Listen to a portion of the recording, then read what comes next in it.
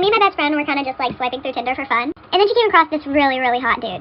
So of course, she swiped right, and they talked all night long. And he said he had an Android, so he couldn't FaceTime, but his messages were blue, so I thought something was off. She was too blinded to see that something was up in the first place because she was messaging with a really hot guy. So about a week of them just like texting back and forth and I guess getting to know each other, they decided that they were gonna meet up. So they both decided that they were gonna meet up at an Olive Garden near them. And you see, as her best friend, of course I'm gonna have to go with her. So I got dressed up and I sat about 5 tables away from her. And we got there about 30 minutes earlier than we were supposed to be there. Okay, so my best friend had 3 bowls of fettuccine Alfredo before he got there. So when he got there, it wouldn't look like she ate a lot. Then I see my dad walk in, all dressed up and fancy with a bow tie and everything. This story time just gets so much more funnier, so like for a part 2. Part 2 is how my best friend was catfished by my dad. Continuing with the story, I see my dad walk into the restaurant all dressed up. Mind you, my dad's married. To my mother, of course. So I was like, ooh, my dad and my mom are finally going on a date together. And then he looks over to my best friend and walks over to the table. When I tell you my heart dropped, my heart has never sank so deep inside me so fast. He sits down and asks her, is this Mackenzie? When I tell you I busted out laughing so freaking hard I fell out of my chair. And almost everybody in the restaurant turned around and looked at me, and so did my dad. And I walk over to the table and I'm like, what the heck is going on here? My best friend is literally just sitting there in shock, no emotion on her face. Then he looks at us, he looks really confused, his face goes blank, and then he goes, I was just trying to teach y'all girls a lesson. I told my mom and I was just getting a laugh out of it, and then she looked through his phone and said that he was meeting up with a bunch of 14-year-old girls. So comes to find out, my dad is a pedophile. My mom kicked him out, and if you're one of those girls, I really do apologize.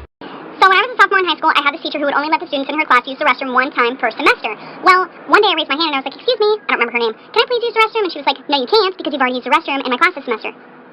Well, excuse me, you can't dictate my bladder. So I'm like all frustrated, and I started secretly texting my mom because I wasn't allowed to use my phone in class. And I was like, Mom, I'm sitting in class right now, my teacher won't let me use the restroom. And she was like, I'll take care of it for you. And I was like, okay. So like 5 minutes goes by, and all of a sudden my teacher's phone starts ringing. And she walks up to it and answers it, and she's like, hello? Yeah.